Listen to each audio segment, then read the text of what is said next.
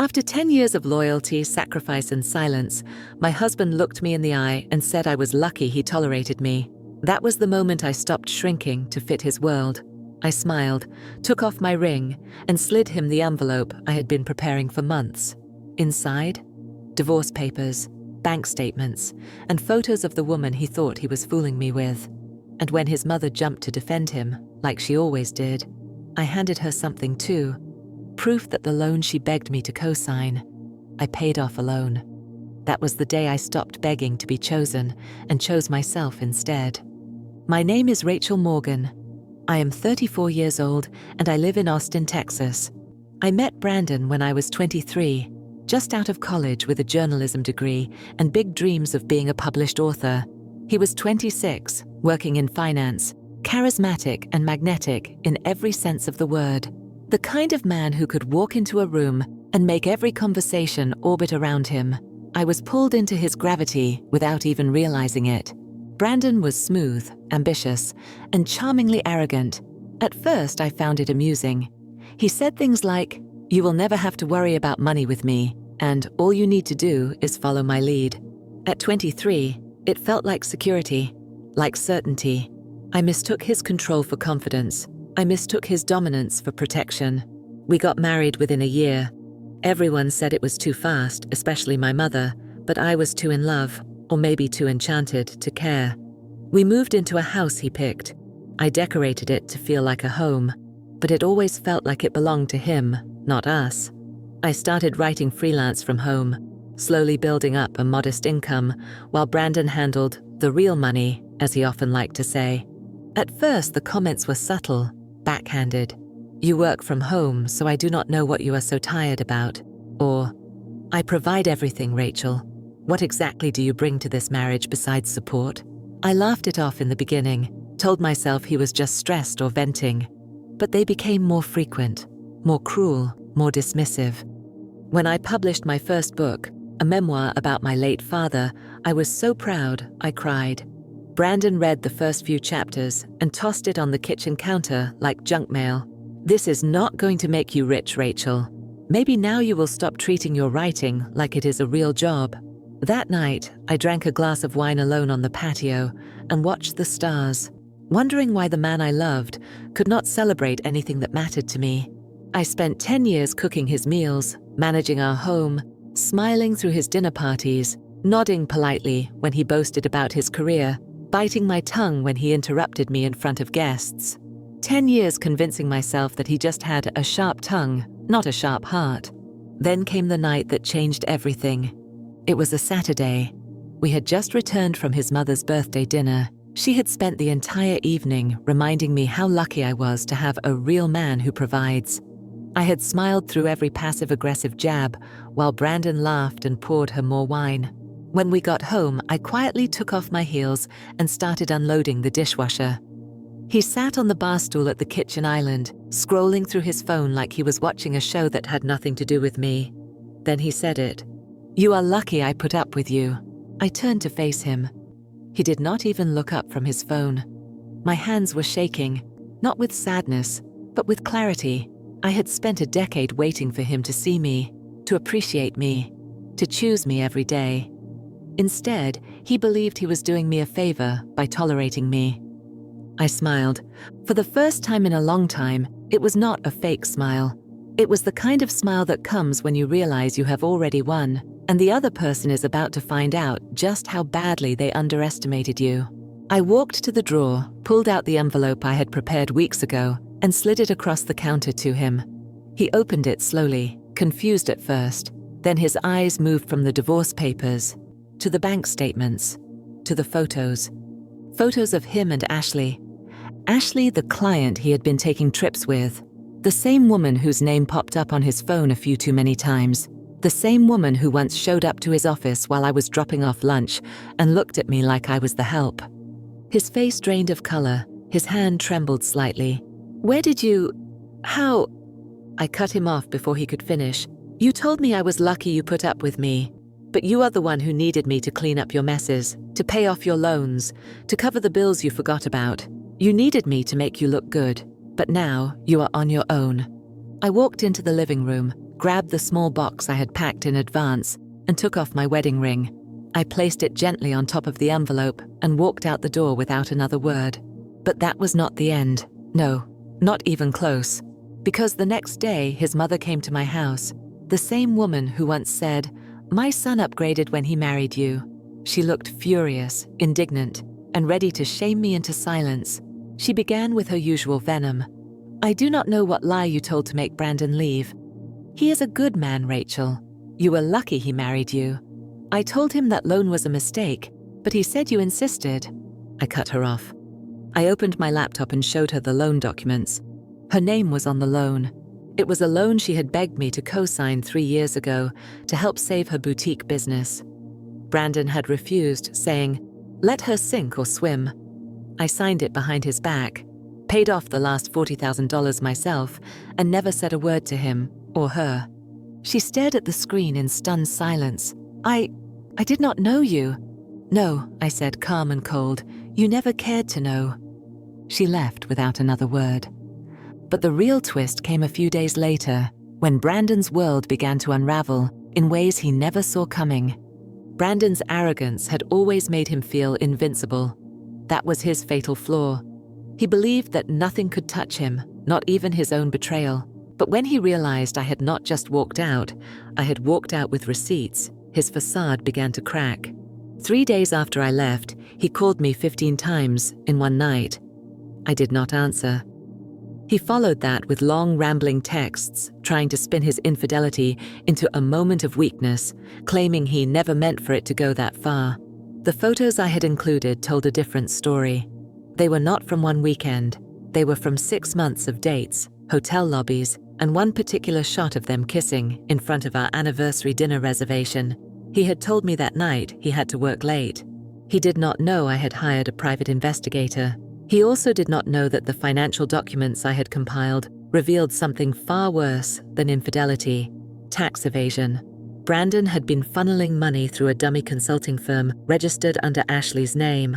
I only discovered it because I started managing more of the household bills last year and kept noticing odd wire transfers that did not concern me. Turns out they did concern me. Deeply. I made a quiet call to a contact I had at a local news outlet, a woman I had met during my freelance reporting days. I did not give her everything, just enough. Enough for her to start digging. 2 days later, Brandon's name was on the front page of a regional financial scandal exposé. That was when the calls stopped. The silence was more telling than anything he had ever said. Meanwhile, his mother, once the queen of condescension, was suddenly calling me dear and asking if we could talk woman to woman. I agreed to meet her, only because I knew exactly what I wanted to say. We sat at the same cafe where she once told me I would never be good enough for her son. She started with flattery. "You are a smart woman, Rachel, maybe too smart for your own good. Brandon made mistakes, but you..." I leaned forward, pulled out the final document I had been saving, a deed transfer. 3 years ago, I had convinced Brandon to put the house in both of our names for tax purposes. What he did not realize was that the down payment had come from an inheritance my grandmother had left me, which gave me legal grounds to file for full ownership during the divorce. His name had already been removed. "You do not need to worry about your son anymore," I said. "He will not be living in that house. The utilities are already in my name. You can visit the front yard anytime though. Just do not step on the porch." Her face contorted, not with anger, but with something that resembled shame. She stood up without touching her coffee and walked out. The house felt different after that. It was no longer his space that I was borrowing. It was mine. I changed the locks. I painted the walls. I even smashed the old wine glasses he had once criticized me for buying because they were too cheap looking. Then came the knock I had been waiting for. Ashley. She stood on my doorstep looking smaller than I remembered. No designer handbag, no smug expression, just a worn-out coat and puffy eyes. "I am sorry," she said softly. "I did not know he was still with you. He told me you two were separated." I laughed before she could finish. "Of course he did." She bit her lip. I broke it off. After everything came out, he has been calling me non-stop." I raised an eyebrow. "Why are you telling me this?" She looked down. "Because he's trying to put everything in my name." The accounts, the fake consulting firm, he said you were framing him. I stepped back, letting the door stay halfway open. I am not framing him. I'm just holding up the mirror. She handed me a USB. These are all the records he asked me to sign. I saved them. In case something like this happened, I do not want to go down for him. I took the USB. She turned to leave, then paused. He's going to blame you. He already started. I nodded. Let him. No one believes a drowning man when he points fingers at the one holding the lifeboat. After she left, I sent everything to my lawyer. By the end of the week, Brandon was being investigated by the IRS and the local DA's office. His accounts were frozen. His business partner cut ties. He even showed up at my door once, pounding on it, screaming that I had ruined his life. I did not open the door. I simply stood on the other side, hand on the knob, listening. He kept yelling that I was ungrateful, that I would be nothing without him, that he gave me 10 years of his life. What he did not realize was I had given him 10 years too, and I was finally taking them back. But just when I thought the drama was over, I received an email that twisted everything even further. It was from Brandon's assistant, and it was titled, "You deserve to know what he did with your father's money." I stared at the subject line of the email for several minutes before I opened it. My heart thudded louder with every second. My father had passed away 6 years ago. He had been my hero, the man who encouraged me to write, who used to leave notes on my desk saying things like, "Your voice matters," and "Never let anyone dim your light." When he died, he left behind a modest inheritance, nothing extravagant, but enough for me to finally feel a sense of independence. I had used part of it to start my freelance career, and the rest was put into a separate account, or so I thought. The email was blunt, almost emotionless. Brandon's assistant, Marcus, explained that he had been following the news, the investigation, and had seen my name everywhere. He said he used to handle Brandon's scheduling, but over the years had been pressured into managing more personal tasks, like rerouting accounts, forging client contracts, even manipulating credit lines. He said that a few years ago, Brandon had convinced me to move the remainder of my inheritance into a joint growth portfolio that he had claimed would benefit us both. That account never existed. Instead, he used my inheritance to buy into a private investment fund that later failed, and then covered up the loss by taking out loans in both of our names. I had unknowingly been paying off his failure for the last 2 years. Brandon had let me believe I was paying down a mortgage. In reality, I was covering for a bad investment made with my father's money. I felt a rush of heat crawl up my spine. Rage, sorrow, and betrayal, all twisted together in a way that made it hard to breathe. I forwarded the email and attached documents to my lawyer. He responded within minutes. "This changes everything." That night, I sat alone in the living room, staring at the wall, remembering the way Brandon used to toss around the phrase partnership when it suited him. But it was never a partnership. It was a performance, and I was cast as the loyal supporting actress in a play he thought he had written alone. I did not sleep. The next morning, I received a call from an unfamiliar number. It was Brandon's older brother, Daniel. We had barely spoken over the years. He was always distant, quiet, and lived in Chicago. He said he had seen the news and wanted to speak to me directly. He was in town and asked if we could meet for coffee. I hesitated, then agreed. We sat in a quiet corner of a small downtown cafe. He looked nothing like Brandon. Less polished, more grounded. He spoke calmly, with none of the arrogance his brother possessed.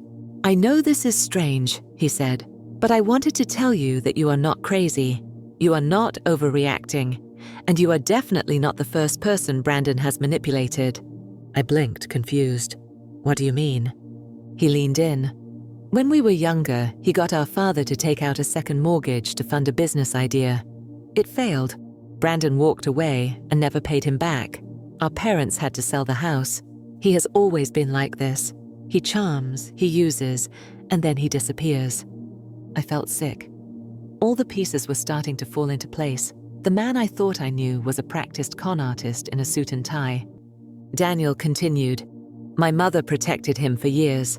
She covered up for him because she thought that was love. But I think She is starting to see the damage now, the real damage.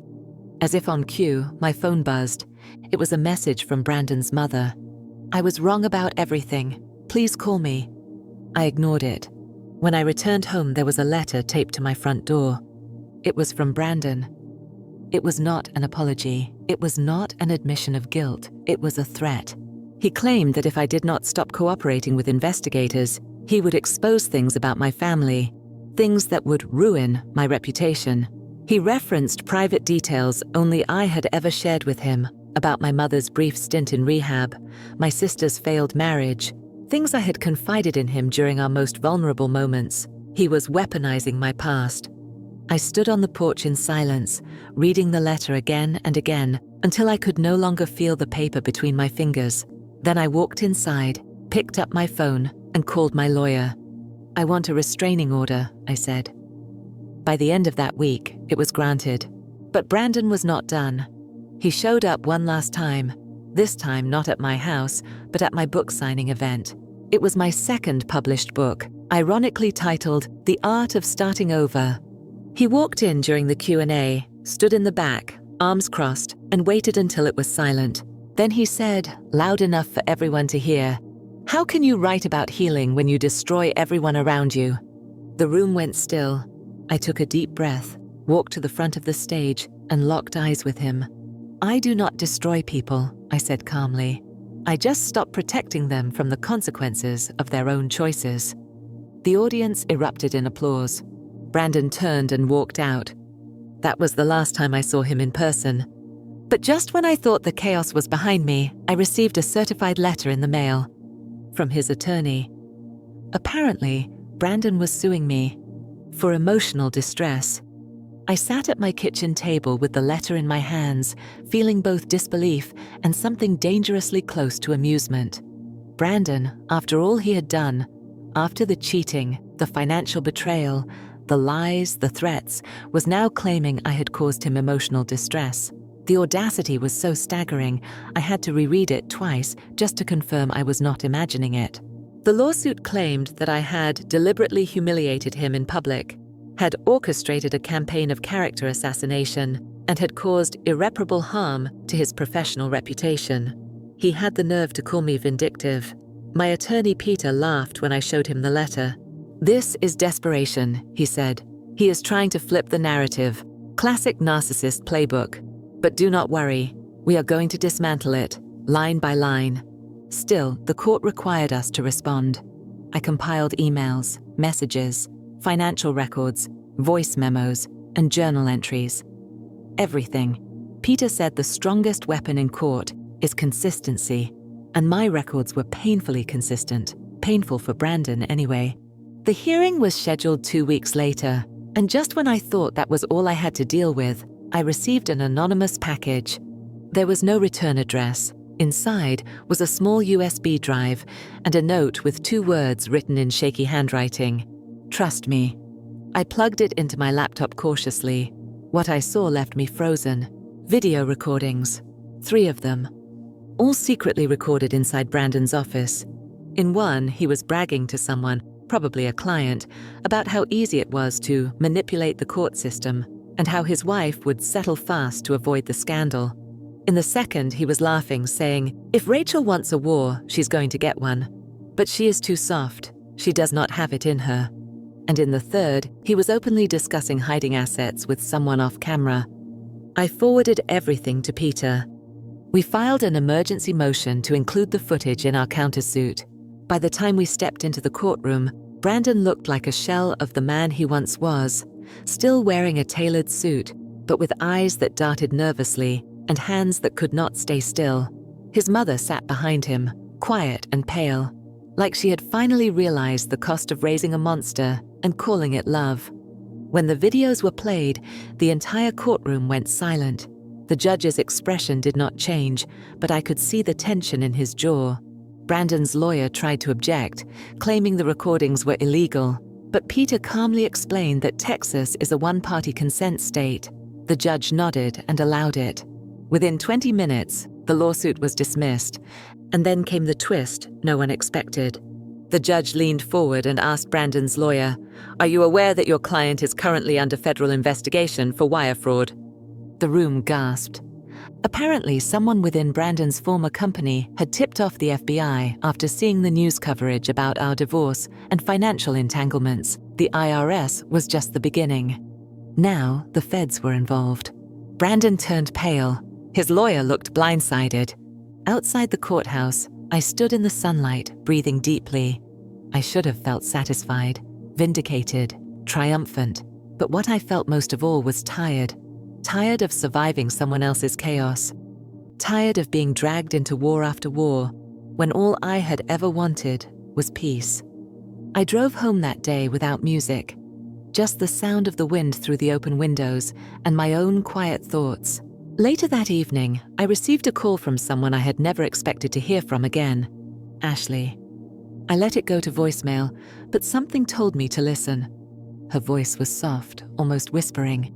I know this sounds crazy, Rachel, but I think you should know. Brandon was not just cheating on you with me. There was someone else, someone who worked with him, someone I think might have helped him forge your signature more than once. I just found emails between them. She paused, then said something that made my blood run cold. And it looks like she is still working at your bank. I stared at the phone, unsure whether I was angry, afraid, or both. I had been so focused on Brandon that I never considered someone on the inside might have been helping him all along. The next morning, I walked into my bank with a calm face and a storm brewing inside. I asked to speak with the branch manager. I asked for copies of every document tied to that investment transfer, the one Brandon had used to steal my inheritance. And then I saw it. My signature. Except, it was not mine. It was close, very close, but I had a small quirk in how I looped the R in Rachel. This one missed it. My heart pounded. I looked up and saw her. Cynthia, the same financial advisor who used to smile at me every time I came in.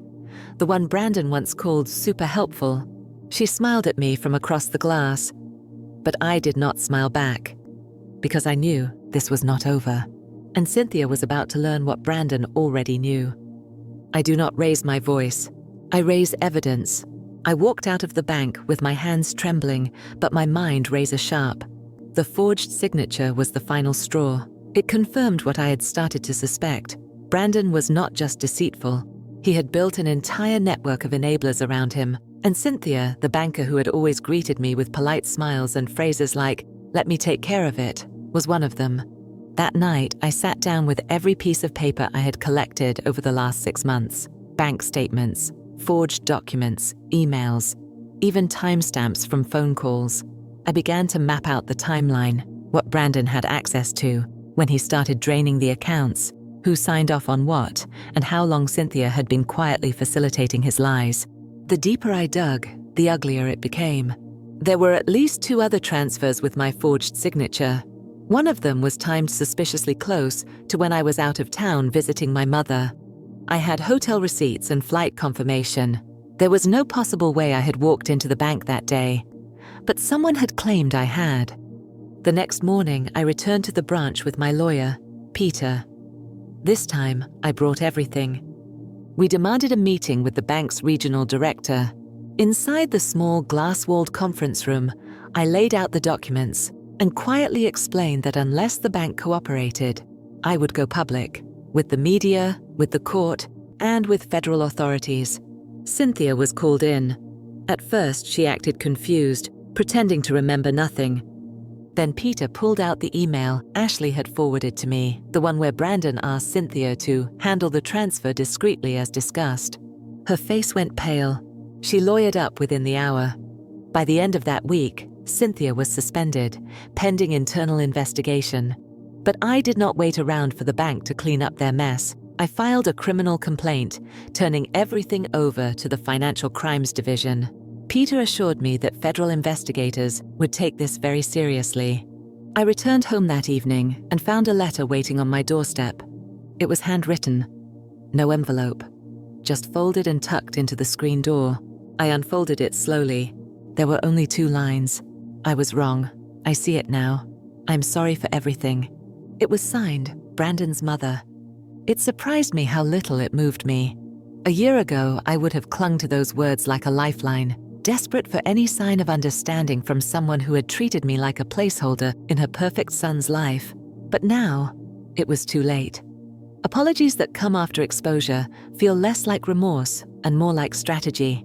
I tossed the letter into the trash. Then, 2 days later, the final twist came. This one, completely unexpected. Daniel, Brandon's older brother, called me again. "I think you need to see something," he said. He arrived that afternoon holding an old storage box. Inside were photos, papers, and a black leather journal.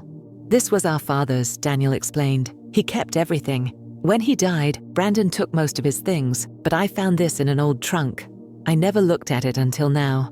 I flipped through the pages and found something that made my blood run cold.